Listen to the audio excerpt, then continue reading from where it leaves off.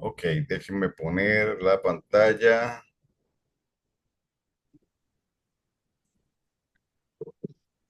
Ahí estamos, ahora sí. Ok,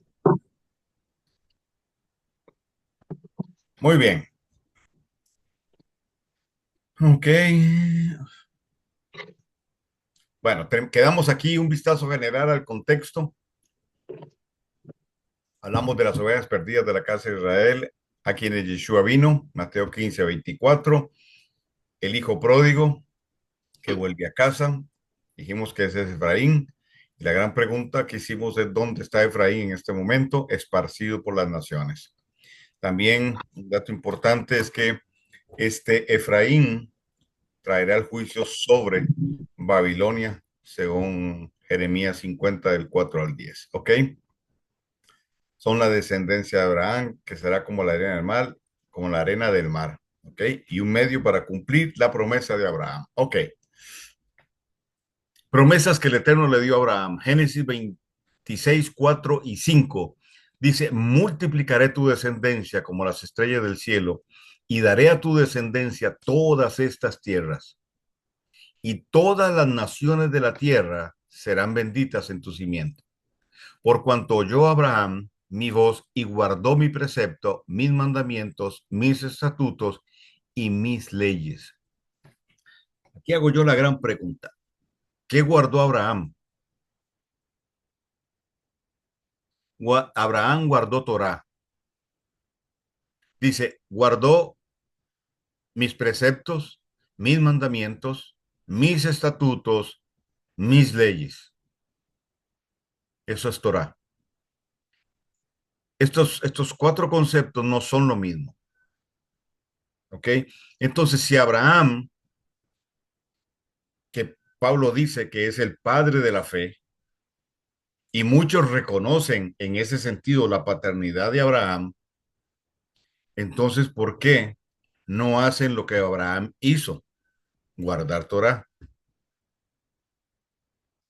Se da cuenta que sutiles son las contradicciones, ¿verdad?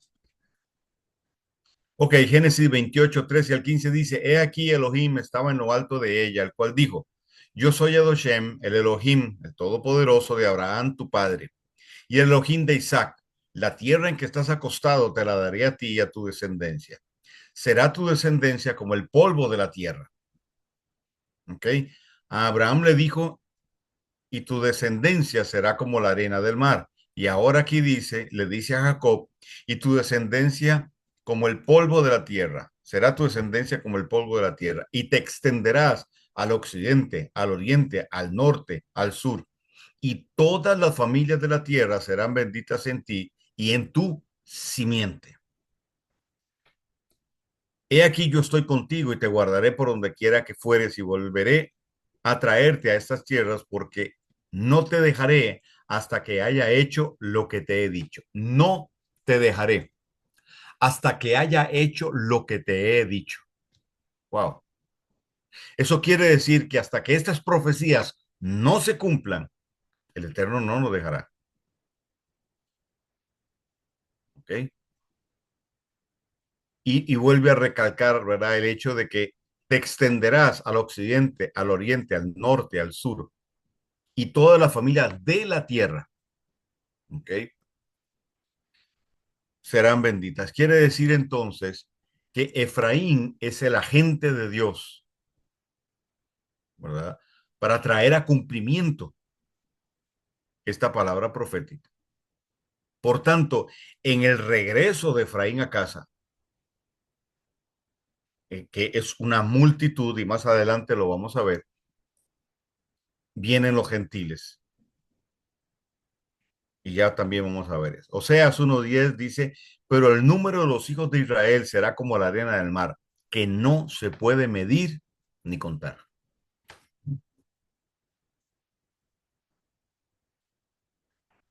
Ok,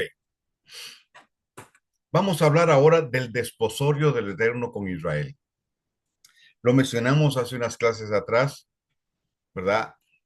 La boda bíblica, la boda que se da en el Sinaí, Vamos a hablar un poquito de esto para tocar un tema que lo voy a mencionar rápidamente porque más adelante lo retomo y lo profundizo un poquito más. Ya les digo de qué se trata. Ok, para entender mejor todo esto debemos conocer algunos aspectos básicos de la boda bíblica en la escritura y sus simbolismos y figuras. Ok, la palabra matrimonio en hebreo es kiddushim. El matrimonio, como ya hemos hablado, se daba en dos partes. Okay, primero, el desposorio, que en hebreo es erusin. En el desposorio, que era la primera parte del matrimonio, en esa primera parte se firmaba un contrato matrimonial. Es decir, el novio llevaba un testigo, la novia llevaba un testigo y se firmaba la ketubá. ¿Qué contenía la ketubá? En la ketubá estaban todos los requerimientos, ¿okay?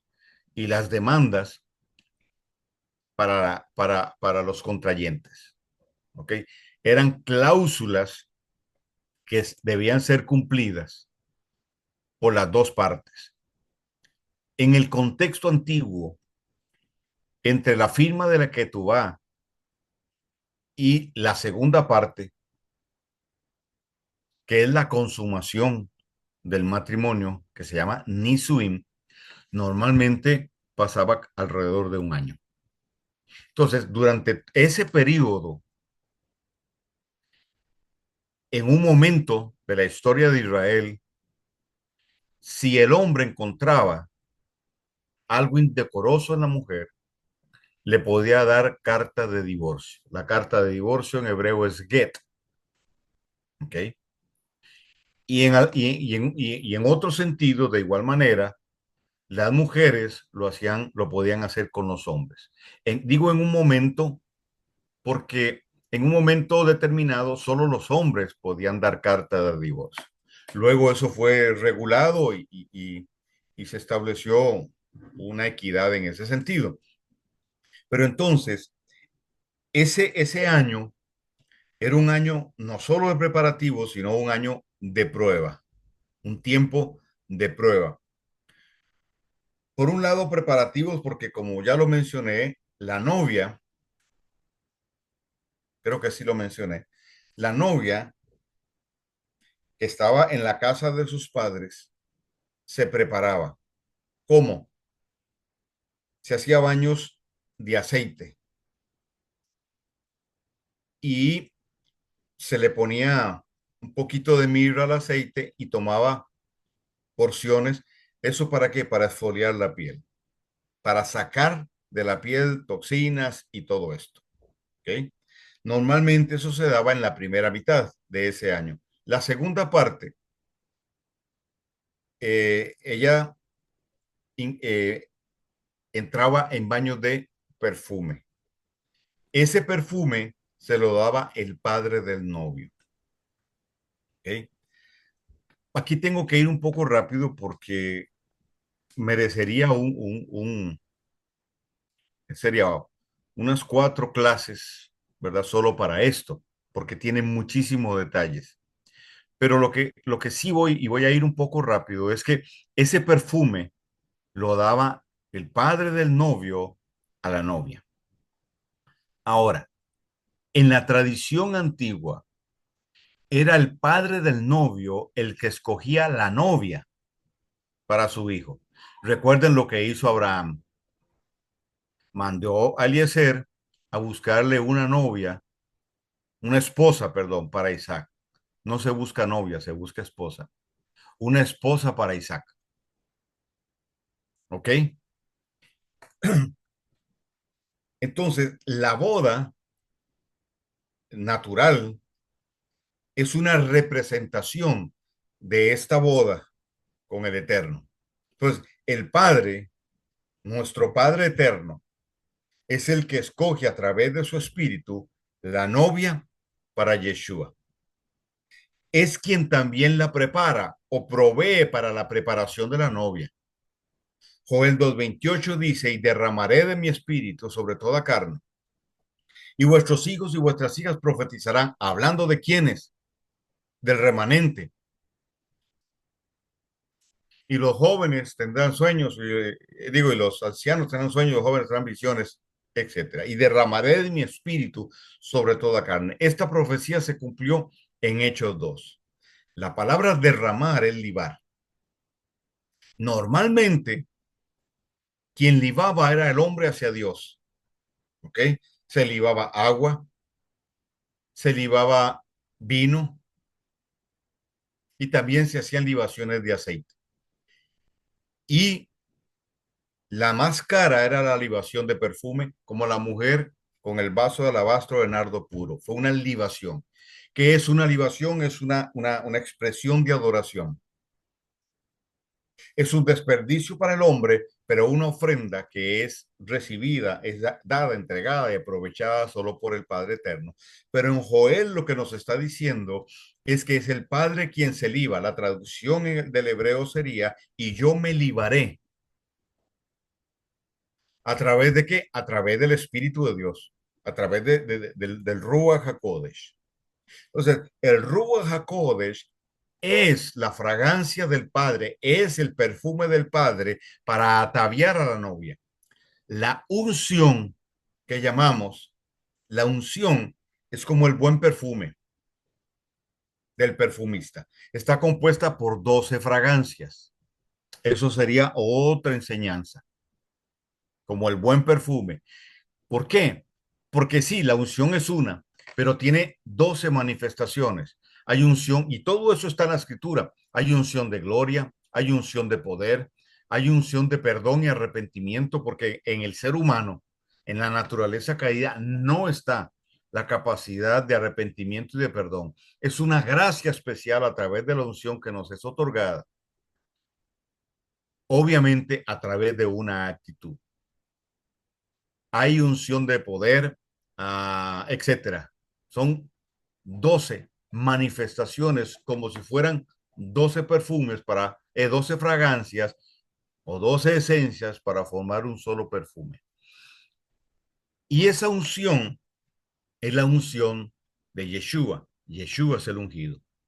Entonces, en este simbolismo y en estas metáforas que usa el Padre en esto, el perfume es el Espíritu de Dios.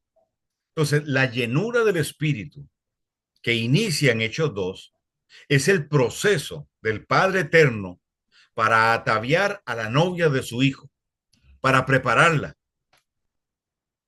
para sacarle las toxinas, para esfoliarla, para limpiarla. Por eso dice que Yeshua viene por una novia tamín, es decir, en hebreo significa una novia sin mezcla.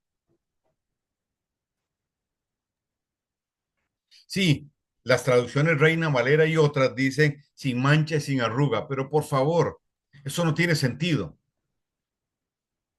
Es una novia también, no es una novia sin pecado, es una novia sin mezcla, una novia sin sincretismo.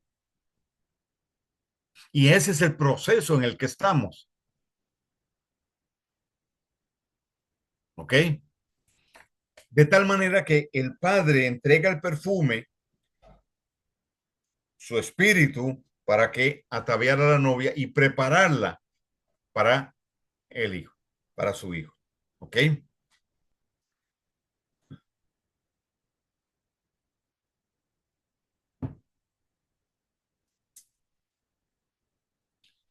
La novia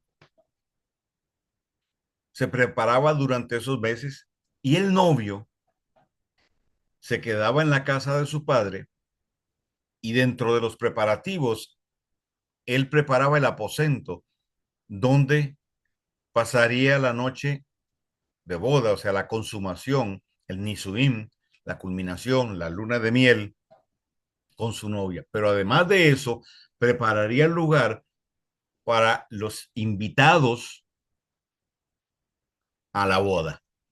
Por eso entonces Yeshua dice, me voy porque en la casa de mi padre muchas moradas hay. Me voy a preparar lugar. O sea, no está diciendo que está creando un condominio para que todos vayamos allá, porque la doctrina tradicional enseña que nos vamos para el cielo. Y toman este pasaje para decir que él está preparando allá lugar, las mansiones. Y claro, hay himnos, inclusive, y cantos que se cantan alusivos a esto,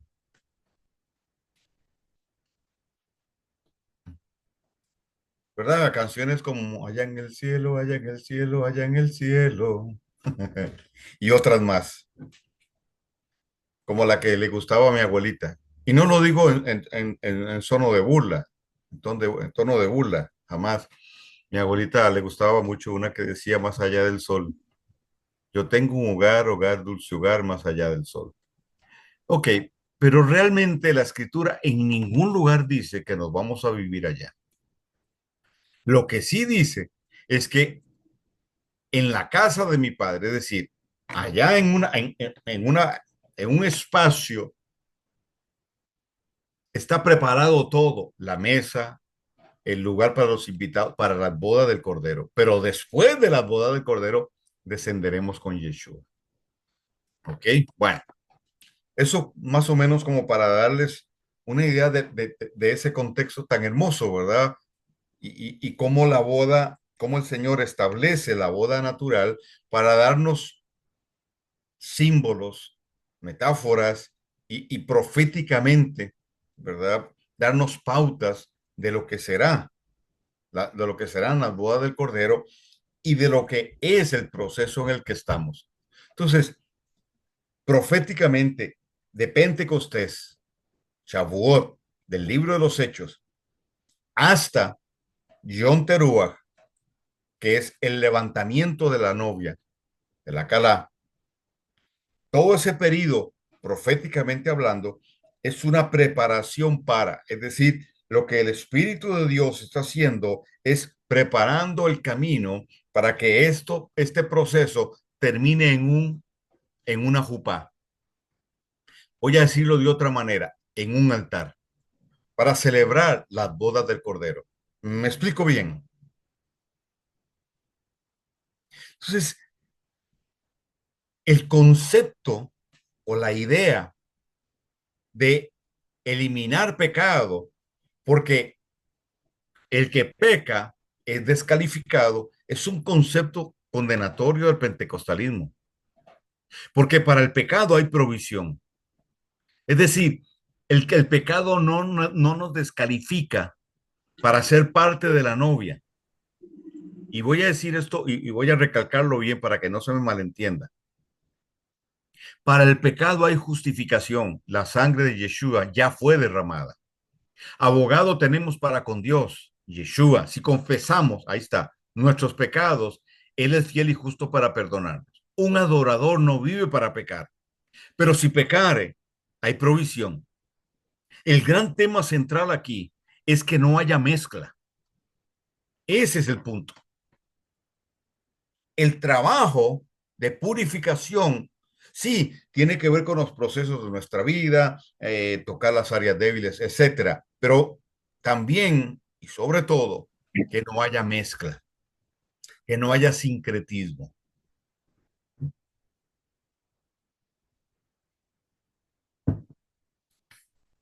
Luego, terminado ese tiempo de preparación, la hora y el día de la boda solo lo sabía el Padre.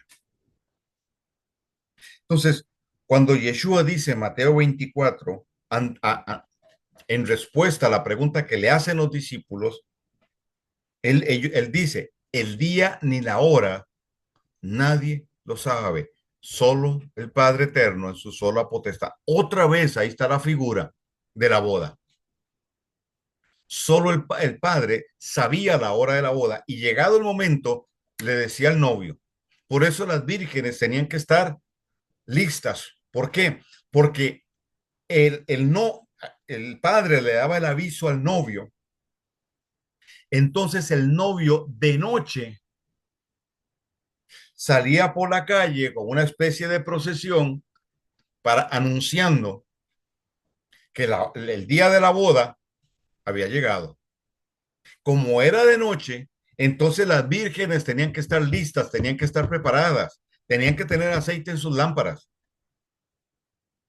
Por eso también dice de la venida de Yeshua que él vendrá como ladrón en la noche. ¿Por qué? Porque tomará de sorpresa. Algunos, sí, claro, el simbolismo de esas cinco vírgenes insensatas que no estaban preparadas. ¿Ok? Luego de ahí, entonces ya en la mañana entran a la jupá, que es el dosel, ¿verdad? Y ahí entonces se celebra la consumación de la boda. Seguido de esto, son 7 días que dura la boda. ¿Ok? Bueno, entonces básicamente la boda tiene dos partes, el desposorio y la consumación. El desposorio es la palabra erusim y consumación la palabra hebrea nisuin. ¿Ok? Esto es importante para entender este contexto, porque Jeremías 2, 1 al 3 nos confirma que el Eterno se desposó con Israel en el Sinaí. Dice, y vino a mí la palabra del Señor diciendo, ve y clama a los oídos de Jerusalén diciendo, así dice el Eterno, de ti recuerdo el cariño de tu juventud, el amor de tu desposorio. Ajá. Es decir, aquellos primeros momentos cuando Moisés bajó con las tablas, que son, que es que es la que tú vas, ¿ok? El pueblo en alegría, etcétera, etcétera. Bueno, vino lo del becerro de oro, pero todo eso el Eterno en su misericordia lo redimió. Entonces, de ti recuerdo el cariño de tu juventud, el amor de tu desposorio, de cuando me seguías en el desierto por tierra no sembrada. Santo era Israel para el Señor, primicias de su cosecha. Todos los que comían de ella se hacían culpables. El mal venía sobre ellos, declara el Señor. Oseas 2, 19 al 20 dice, te desposaré conmigo. ¿Ok? Otra vez, la palabra desposar, para siempre. Sí te desposaré conmigo en justicia y en derecho, en misericordia y en compasión. Te desposaré conmigo en fidelidad y tú conocerás al Señor. Entonces, en el Sinaí el Eterno le entregó la Torá al pueblo, es decir, la que tú vas. Le entregó 10 de los 10 preceptos. Son más preceptos. No son 613, hay más de 613. Entonces, si son más de 613 preceptos, ¿por qué entregó solo 10 en ese momento? Porque eso era un anticipo, era una señal. Esas 10, lo que llaman las 10 palabras, los 10 mandamientos, representa a todos los demás. Y a eso se le llama arras. ¿Ok? Arras. Cuando el matrimonio se consuma, se entregan las arras. ¿Cuáles son las arras? El anillo. ¿Qué representa el anillo? El pacto que se hace. Entonces, ahí en el Sinaí, el Eterno dice, me desposo contigo y te entrego esta señal. Esta es una señal de mi pacto con ustedes.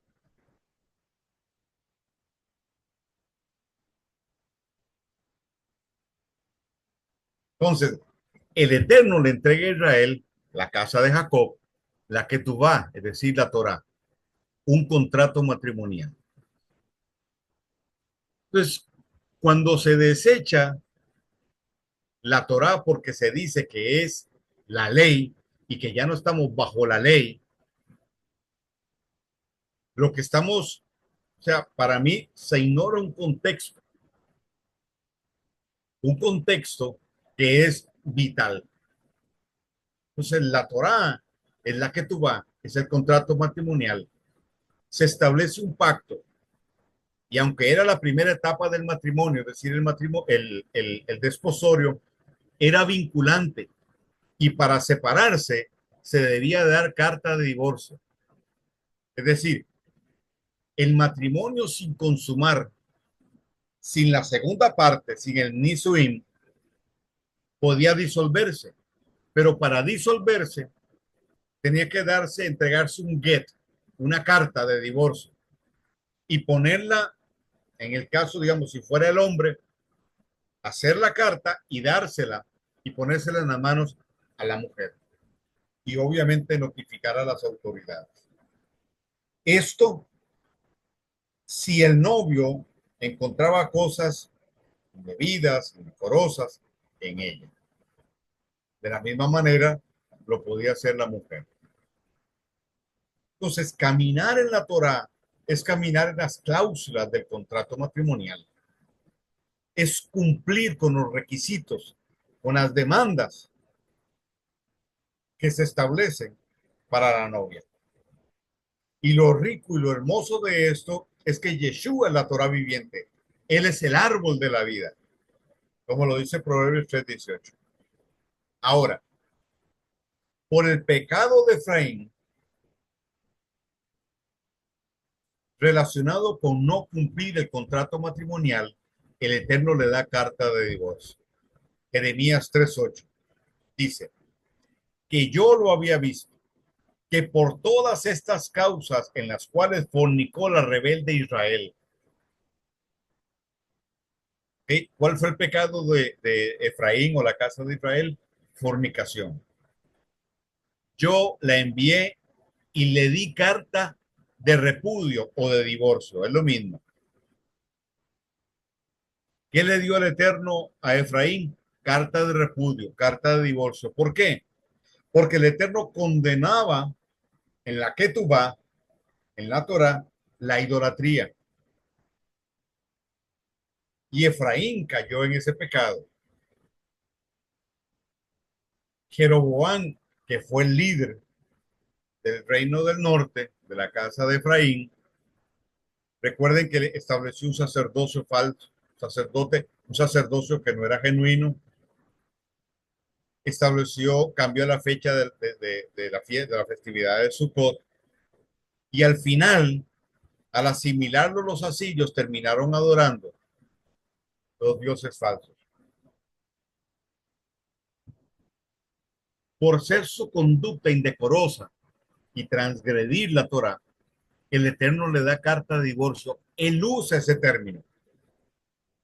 Le di carta de repudio o carta de divorcio.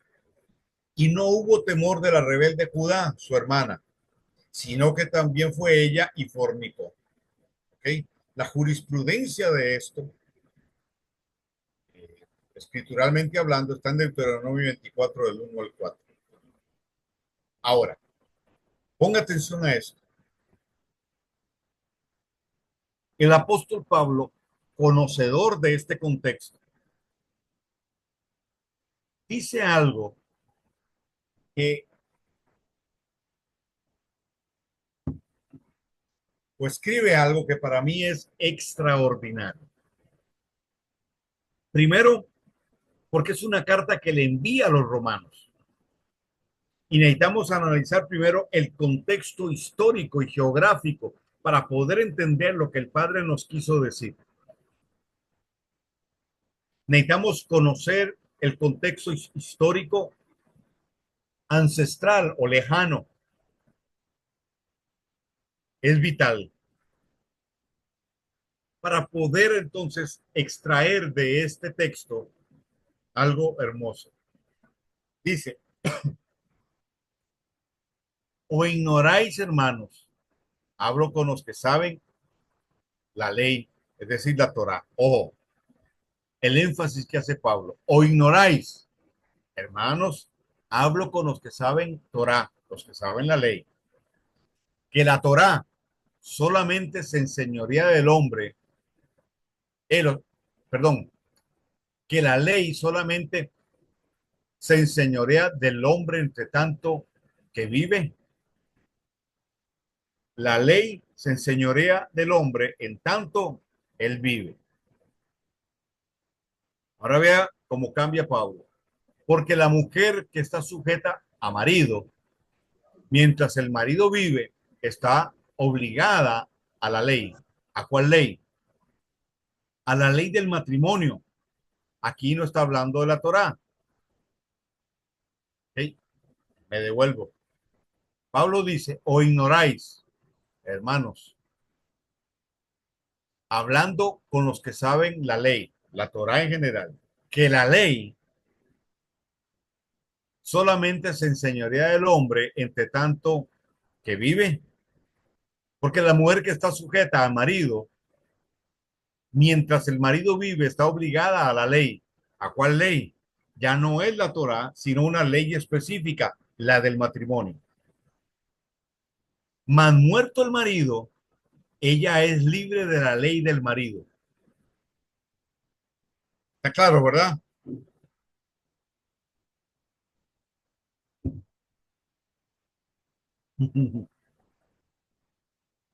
Si seguimos entonces con la metáfora del matrimonio, para entender la dinámica de la novia y la preparación para casarse con el novio Yeshua, quiere decir aquí entonces, número uno, que el Eterno le da carta de divorcio a Efraín. No le da carta de divorcio a Judá. ¿Por qué? Porque de Judá nacería el Mesías. Más adelante lo explico un poco más. Pero sí le da carta de divorcio a Efraín. Al darle carta de divorcio a Efraín por su pecado, Efraín es esparcido por las naciones. Pero como el Eterno prometió redimirlo en su regreso, Efraín sería el Meloj Hagoyim, la corona o la plenitud de los gentiles. ¿Me va siguiendo? Pero Efraín necesita ser redimido porque ya el Eterno le dio carta de divorcio. La novia está a la mitad. Solo la casa de Judá, aun cuando pecó, está dentro del contexto del desposorio. Entonces, el padre necesita resolver. Si promete restaurar a Efraín, tiene que resolver un tema legal de las cláusulas que él mismo estableció. Entonces, aquí Pablo nos da una pauta. El Eterno le dio carta de divorcio. Entonces, ella estaba sujeta a la ley del matrimonio, pero una vez, hablando naturalmente, una vez el novio moría, ella quedaba libre de esa ley. Entonces se podía volver a casar. Dice, así que viviendo el marido, se llamará adúltera si fuere de otro varón. Mas si su marido muriere, es libre de la ley del marido, de tal manera que no será adúltera si fuere de otro marido. Es decir, el primer marido de la casa de Israel, ¿quién fue? El Padre Eterno. Él se desposó con Efraín, pero por el pecado de Efraín, Efraín necesitaba, él le dio carta de divorcio. Entonces, el Eterno necesita resolver eso, pero la cláusula dice que el primer marido, tiene que morir.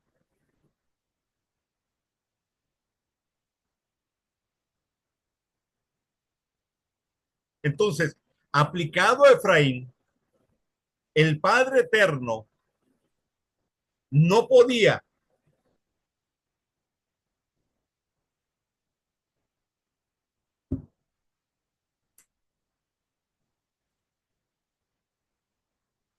redimir a Efraín y volver a establecer un nuevo desposorio con él, déjeme Rafael. morir. Y de hacer cosas porque no puedo estar aquí. Es decir, no se podía volver a casar si el primer marido no moría. No, no. Ahí es entonces donde la muerte de Yeshua Ya vengo a oírlo. cobra una relevancia impresionante. Sígame, por favor.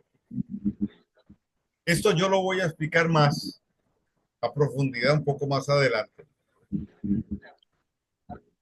Yeshua dijo, el que me ha visto a mí, ha visto al Padre. El Padre y yo somos uno. Juan dice, en el principio era el verbo y el verbo era con Dios y el verbo era Dios.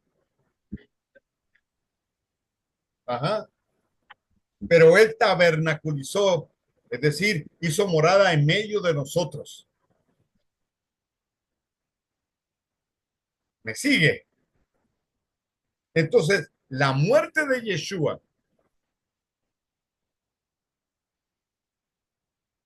en un sentido,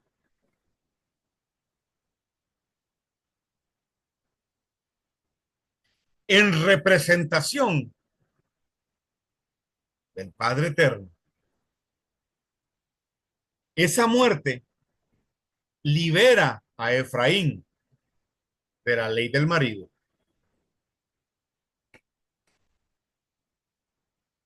Y en la resurrección de Yeshua empieza el proceso de redimir a Efraín. Yeshua muere como Dios y resucita entonces para redimir a Efraín de la carta de divorcio.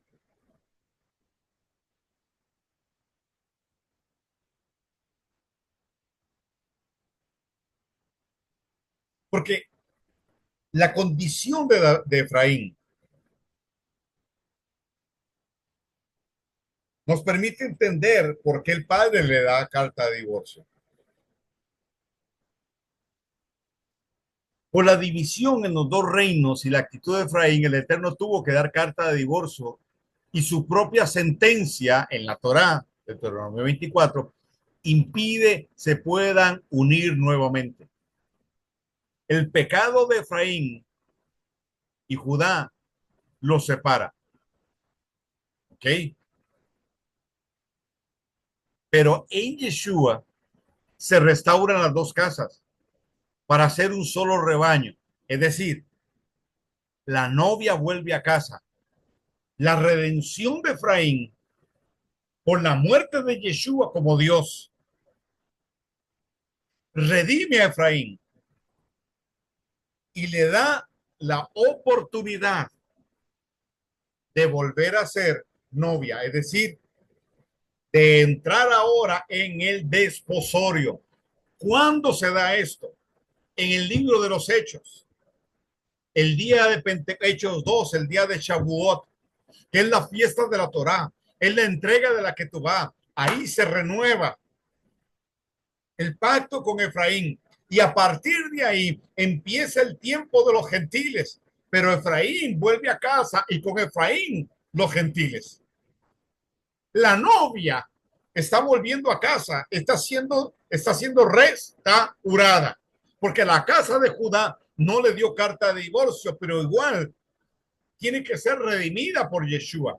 Sin embargo, la cláusula del matrimonio que el mismo Padre Eterno estableció en el primer pacto no le permitía a él mismo retomar a Efraín. Pero entonces Yeshua muere como Dios. Ahí es entonces donde entendemos lo que Yeshua dijo. Yo no he venido sino a las ovejas perdidas de la casa de Israel o la casa de Efraín. Por eso nos habla del hijo pródigo, que tiene que volver a casa.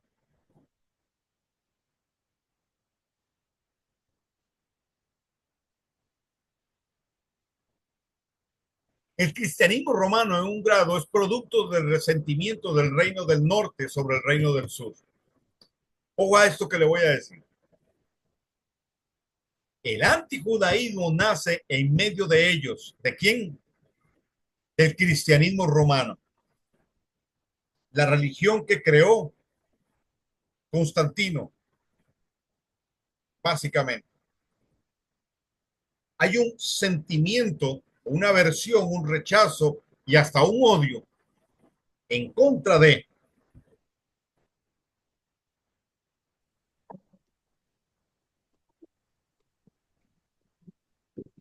el reino del norte.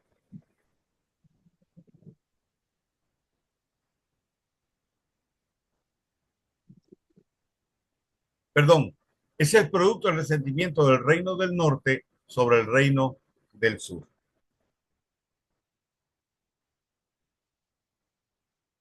El antijudaísmo nace en medio de ellos.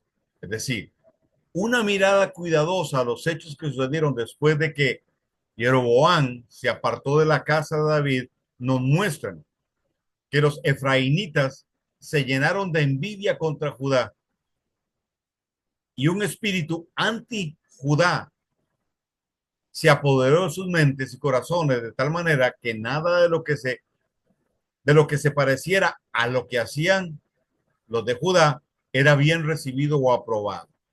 Jeroboam, en su resentimiento contra la casa del sur o el reino del sur, quiso hacer de las 10 tribus del norte una nación que no tuviera nada que ver ni con Jerusalén, ni con la Torá, ni con las fiestas establecidas del Eterno, ni con nada que amara o practicara Yehudá. Ok, por un lado, tenemos la redención de Efraín a través de Yeshua. Pero por otro lado, tenemos el odio sembrado por la casa de Efraín sobre la casa de Judá. Y obviamente, en respuesta, la casa de Judá desprecia a la casa de Efraín porque como se asimilaron con los asirios y practicaban en un principio las fiestas fuera de tiempo, con un sacerdocio equivocado, etcétera, se creó una rivalidad y lo vemos en la rivalidad de samaritanos con judíos, con la casa de Judá. Recuerden que los samaritanos nace de la mezcla del reino del norte con asirios. Entonces, se genera una rivalidad tan fuerte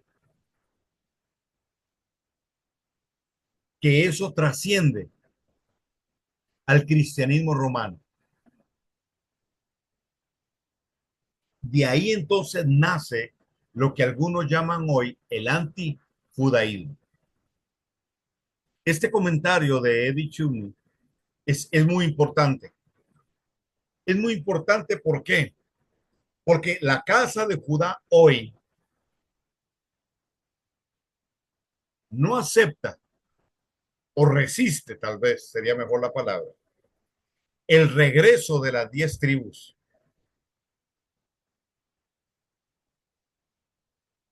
Porque jurídicamente la provisión para la redención de la casa de Efraín ya está en Yeshua. Pero para ellos, al no recibir y no aceptar que el Mesías ya vino, obviamente no existe, no hay una provisión para poder redimir a Efraín de su condición de repudiada. ¿Me explico bien? Ese, ese, ese, ese odio entre ellos es lo que hace que la casa de Judá, entre otras cosas, no pueda ver la redención de Efraín como algo que está sucediendo hoy. y se agrava el asunto por no aceptar el sacrificio de Yeshua en el madero, porque es ahí donde se redime Efraín. Es ahí donde se redime Efraín y es en Shavuot de Hechos 2 donde el Eterno le pone el sello y empieza la era de los gentiles, que como dice Pablo en Romanos 11, los gentiles vienen con Efraín. Entonces, entre más gente de Efraín venga a casa, más gentiles vendrán, de acuerdo a lo que el Eterno estableció y a quienes él escogió. Ese odio crea una barrera.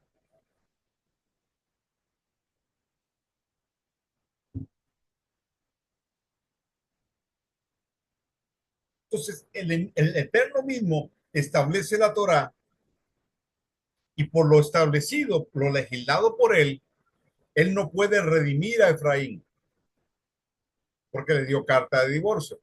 Pero es en Yeshua que muere como Dios, siendo Dios, cumple el requisito y en su al resucitar, entonces retoma el desposorio con Efraín. Pero eso la casa de Judá no lo acepta. Entonces el tema no solo es que la casa de Judá debe reconocer al Mesías, a Yeshua que ya vino, que murió, sino también que en él y por él es la redención de Efraín. Entonces, ellos no pueden aceptar que nosotros somos parte de Israel. Y entendemos, ¿verdad? No el país, sino el pueblo de Dios. Y que los gentiles también son parte del pueblo de Israel injertados en el olivo.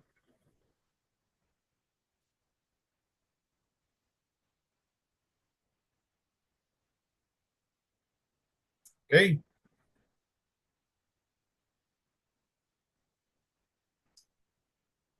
Permítame, si usted tiene su Biblia por ahí,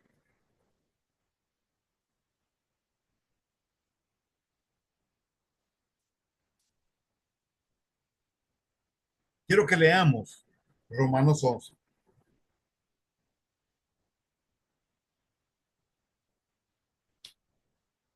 Vea lo que dice Romanos 11.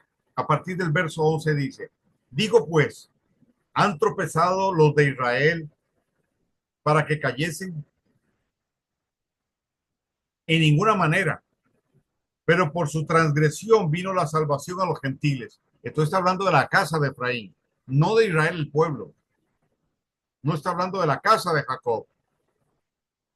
Para provocarles a celos. ¿A quién? A la casa de Judá. Y si su transgresión es la riqueza del mundo y su defección la riqueza de los gentiles, ¿cuánto más su plena restauración? ¿A quién va a restaurar? A Efraín.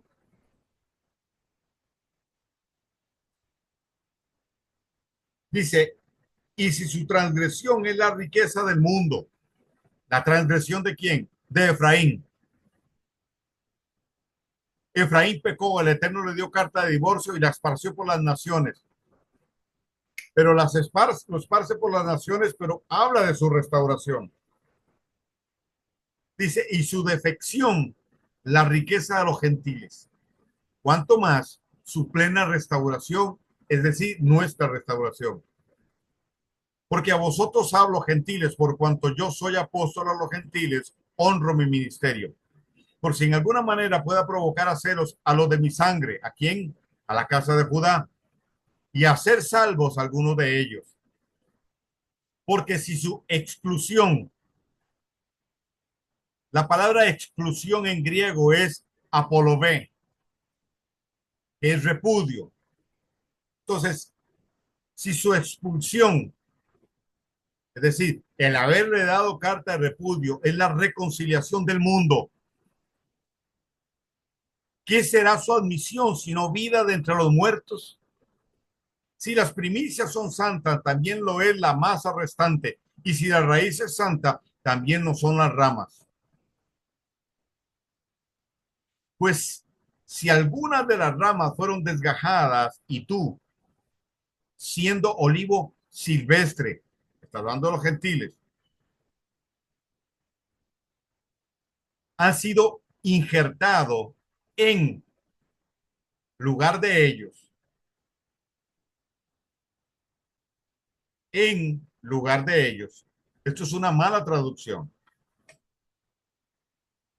No es en lugar de, es entre ellos. La traducción correcta sería entre ellos. La Reina Valera dice en lugar de ellos. Los gentiles no sustituyen a la casa de Efraín. La traducción correcta sería entre ellos. Y ha sido hecho participante de la raíz y de la rica savia del olivo. No te jactes contra las ramas. Y si te jactas, sabe que no sustentas tú a la raíz, sino la raíz a ti. ¿Quién sustenta a los gentiles? La raíz. ¿Cuál es la raíz? La casa de Judá y la casa de Efraín. Y Yeshua, obviamente. Pues las ramas, dirás, fueron desgajadas para que yo fuese injertado. Bien, por su incredulidad fueron desgajadas, pero tú por la fe estás en pie. No te ensoberbezcas, sino teme. Porque si Dios no perdonó a las ramas naturales, a ti tampoco te perdonará.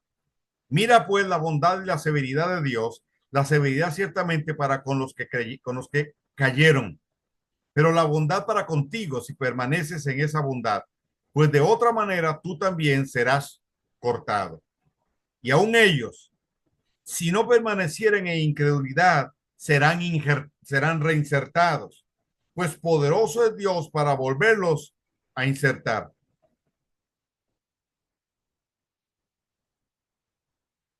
La idea que nos da aquí es cuando un hueso se quiebra, que al alinearlo nuevamente vuelve a solda y queda más fuerte que al principio. Porque si tú fuiste cortado del que por naturaleza es olivo silvestre y contra naturaleza fuiste injertado en el buen olivo, cuánto más estos, Efraín, que son las ramas naturales, serán insertados en su propio olivo.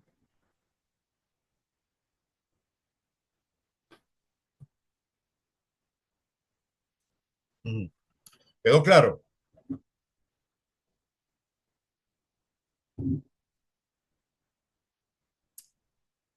Más adelante retomo ese punto. Pero vea esto ahora.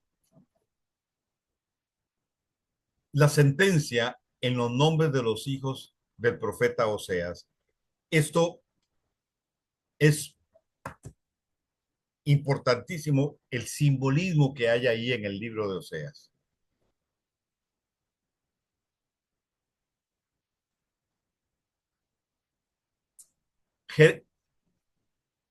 Los tres hijos de Gomer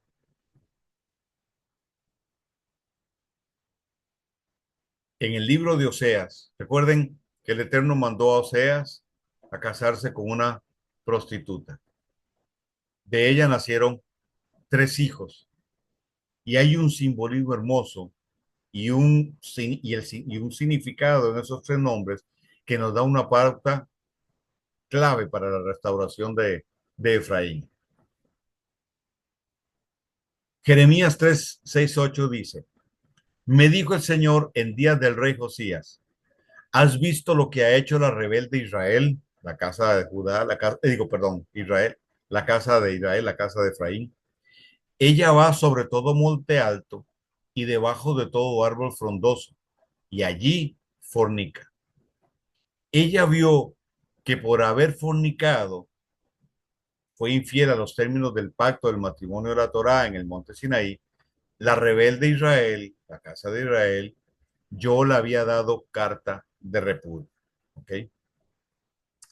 Al dar al reino del norte, casa de Efraín, una carta de divorcio, Get, perdieron la herencia que era de ellos por el derecho de ser miembro de la familia, Mishpachá en hebreo, del Dios de Israel. Tal cual como Yeshua narra en la parábola del hijo pródigo. ¿Recuerdan? El hijo pródigo se fue y malgastó su herencia.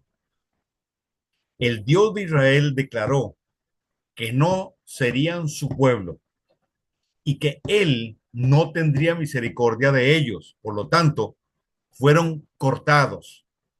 La palabra caret del olivo natural, es decir, fueron desgajados como ramas. Ahí. Ok. Del matrimonio de Oseas con Gomer, la ramera, Oseas 1, 2 al 9, nacen tres hijos. Ahora, ponga cuidado a esto. El nombre de uno es Jezreel, que significa Dios esparció. Jezreel, Dios esparció. ¿A qué hace referencia eso? A que la casa de Efraín fue esparcida por las naciones. El segundo tiene que ver, se llama Lo Ruama, que se traduce como no misericordia. Es la sentencia. El Eterno dijo, y no tendré de la casa de Efraín misericordia. Establece esa sentencia. Y luego el tercer nombre es Loami, que significa no mi pueblo. La implicación aquí es la carta de repudio. Entonces, quiero enfatizar esto. El proceso que vivió Efraín y cómo los profetas, uno de sus temas centrales en la mayoría de ellos, tiene que ver con Efraín y tiene que ver con la casa de Judá, la restauración de Efraín y la restauración y la unión de las dos casas de Israel. Entonces, Dios usa esta figura del matrimonio de Oseas y sus tres hijos, las dos hijas y el hijo varón, para reafirmar lo que él hizo con Efraín. Jezreel, Dios esparció por todas las naciones. Lo ruama, no misericordia. Es la sentencia y lo ami, no mi pueblo. Es decir, la carta de repudio. Sin embargo, ya había sido profetizado desde antes que Dios le restauraría. Oseas 8:9 dice, porque ellos han subido a Asiria como ando montés solitario. Efraín alquiló amantes, es decir, dioses falsos. Es claro que Efraín se prostituyó y quebrantó el pacto. Oseas 4:7 dice, Efraín es dado. Está hablando de su conducta, de su actitud. Es la palabra jabar, a ídolos. Efraín es dado a ídolos. Ese es fue su pecado. Jabar significa unirse o hacer alianza. Esto fue lo que hizo Efraín. O sea, 6:10 dice, en la casa de Israel he visto inmundicias. Allí fornicó Efraín y se contaminó Israel. La palabra contaminar es tamé. Tamé significa contaminado, impureza, profanar, hecho impuro, inmundo. Este versículo muestra que Efraín se ha contaminado y por lo tanto no puede volver, como dice Deuteronomio 24:4. El primer esposo no podrá casarse con ella de nuevo, pues habrá quedado impura.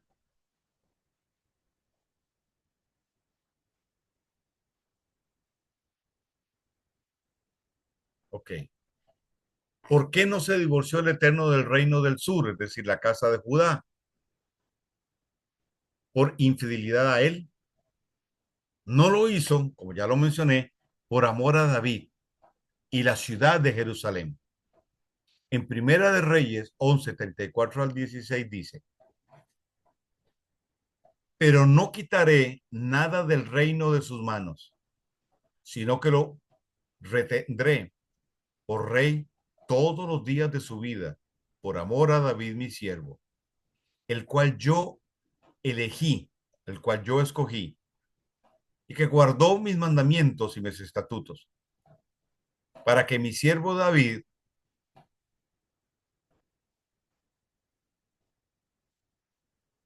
para que mi siervo David tenga una lámpara todos los días delante de mí en Jerusalén, ciudad que yo me elegí para poner en ella mi nombre.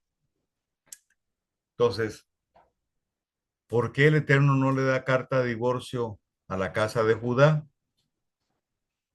Por el Mesías, por amor a David y por el Mesías. ¿Ok?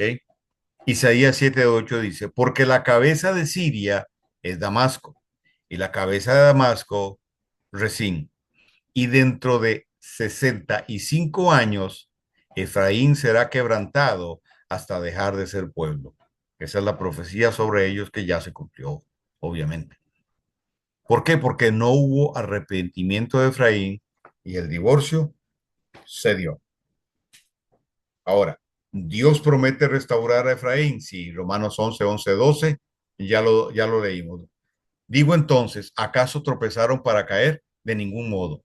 Pero por su transgresión ha venido a salvación a los gentiles para causarles celos. Porque aquí tiene que cumplirse la profecía que el Eterno le dio a Abraham. En tus simientes serán benditas todas las familias de la tierra. Y si su transgresión es riqueza para el mundo y su fracaso riqueza para los gentiles, cuánto más será su plenitud. Ahí está, restauración. Oseas 1:10 dice, pero el número de los hijos de Israel será como la arena del mar, que no se puede medir ni contar. Y sucederá que en el lugar donde se les dice, no sois mi pueblo, ¿recuerdan? El nombre del tercer hijo de Osea, se les dirá, sois hijos del Dios viviente. ¿Ok? Nuevamente, el Eterno hablando de restauración, pero vea, aquí está hablando de la casa de Israel o la casa de Efraín y dice que será como la arena del mar, que no se puede medir ni contar.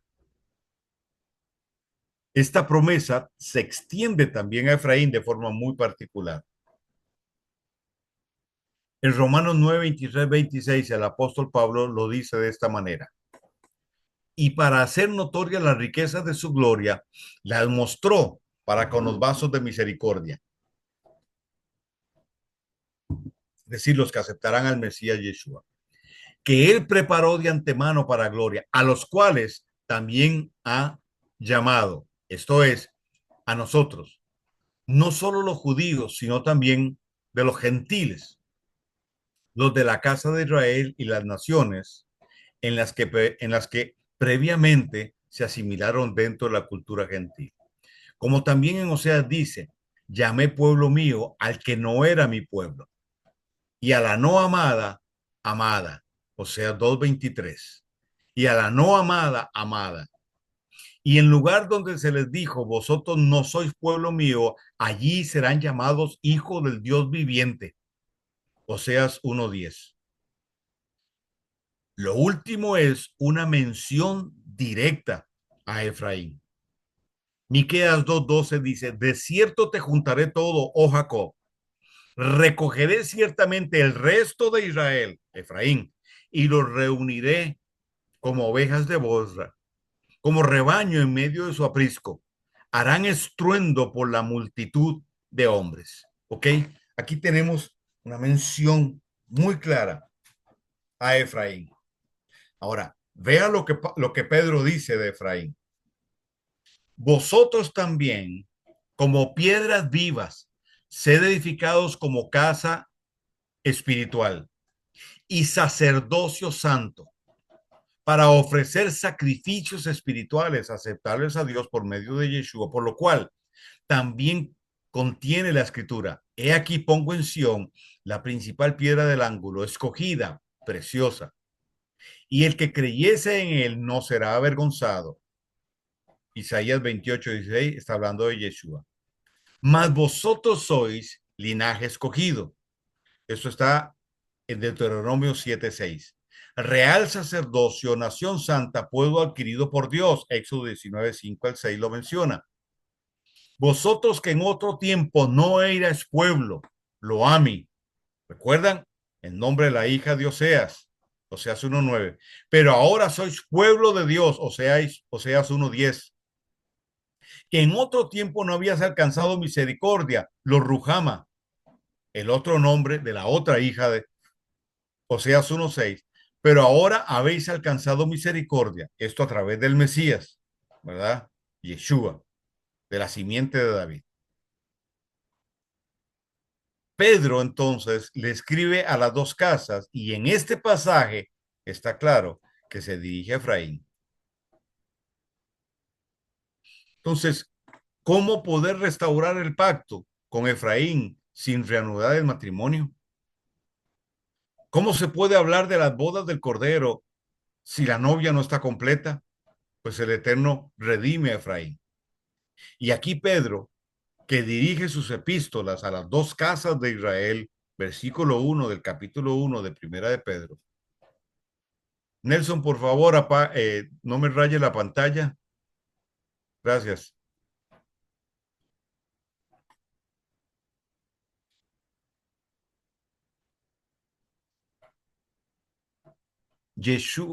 Aquí Pedro hace una mención muy clara. Miren, cuando, cuando en teología se habla de una regla que es infalible, es una regla clave, se llama la ley de la primera mención, que establece que un pasaje debe, debe ser reafirmado, reforzado por otro pasaje. ¿Okay? Entonces, todo lo que se habla en el Nuevo Testamento tiene, debe tener y tiene su base, su asidero en el primer pacto o en el Antiguo Testamento. Pues aquí Pedro no le está hablando a la iglesia. Aquí Pedro le está hablando a la casa de Efraín. ¿Por qué? Porque en su lenguaje, las palabras que él utiliza están en el libro de Oseas. Aquí, el Padre Eterno, a través de Pedro, nuevamente nos reafirma la restauración de la casa de Efraín.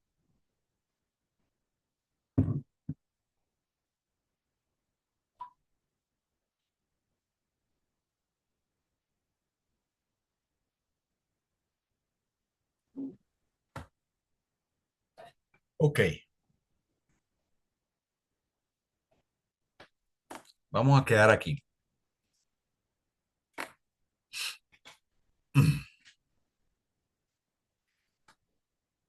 Posiblemente usted estará pensando que sí, que es otra forma muy distinta de leer la escritura. Sí, la respuesta contundente sí. Pero tal vez porque la teología tradicional de las diferentes doctrinas más fuertes y predominantes nos dio una teología equivocada, nos dio una interpretación equivocada, una visión totalmente errónea de la escritura en este sentido. Porque lo que se planteó es que el Eterno había desechado a Israel y que ahora la iglesia era el Israel espiritual. Eso se llama la teología del reemplazo, que no tiene ningún fundamento bíblico. Oímos hablar y nos enseñaron y crecimos en el Señor oyendo que estábamos bajo la gracia y no bajo la ley, que la ley ya fue abolida, que lo que el Eterno estableció en el Antiguo Testamento era para el pueblo de Israel, pero nosotros somos la iglesia porque ya Israel está desechado. Esa fue la teología tradicional o la doctrina, más bien, tradicional. Eso fue lo que escuchamos. Entonces, la percepción era de una iglesia desligada de todo su contexto ancestral, es decir, de Israel, que se convertía en la novia, toda ella, y por esa novia venía Yeshua. Entonces, pasajes como Ezequiel 37, de forma arbitraria y con una mala exégesis, se dijo, eso habla de la iglesia. No, no, no. Ahí dice que son las dos casas. Entonces, cuando estudiamos la escritura desde esta perspectiva, entendemos que el Eterno Uno no desechó a Israel, que el dispensacionalismo es un invento de Nelson Darby y que no tiene ningún fundamento bíblico, que la gracia siempre ha existido. Por gracia se estableció el tabernáculo allá en el desierto. La gracia se personificó en Yeshua. Él es la gracia. La gracia siempre ha existido. Entonces no existe tal separación entre gracia y ley. Israel y la iglesia. Eso fue arbitrario. No existe tal cosa como Antiguo y Nuevo Testamento. Lo hizo Marción. Eso está en la historia. La historia es de un pueblo que inicia con Abraham, que se divide en dos,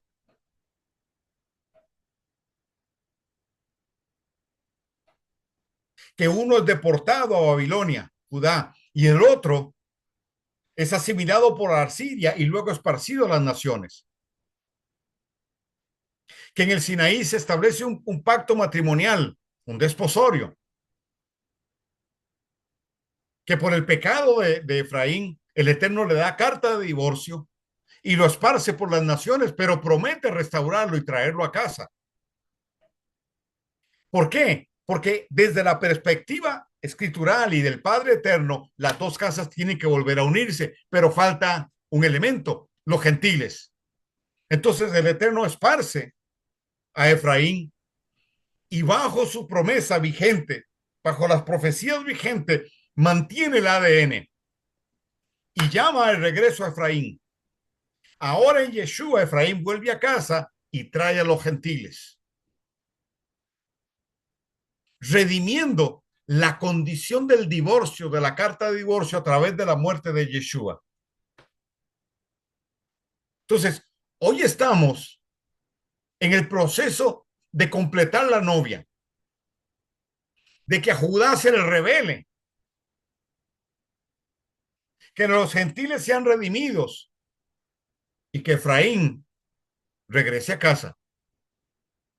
Porque en la unión de la casa de Israel o la casa de Jacob, el pueblo del Eterno, en esa unión y por esa unión vendrá Yeshua a encontrarse con nosotros, a levantarnos, porque Él ya preparó lugar para celebrar las bodas del Cordero.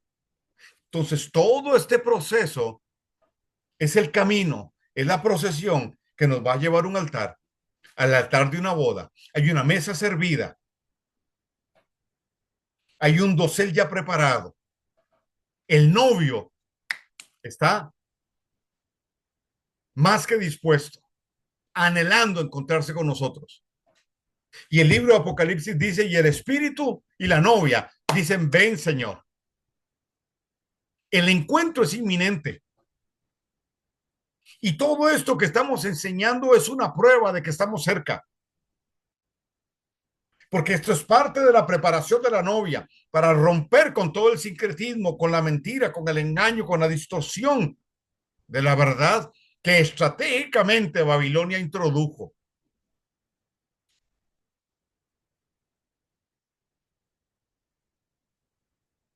Entonces sí,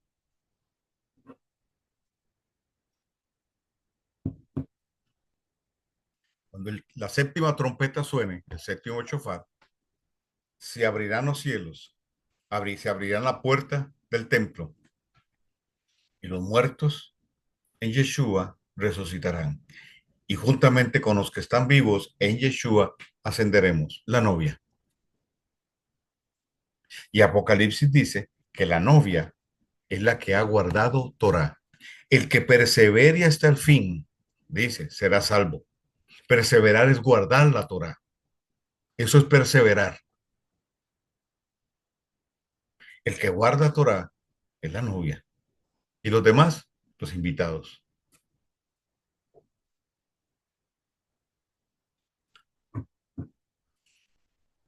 Bueno, mi gente,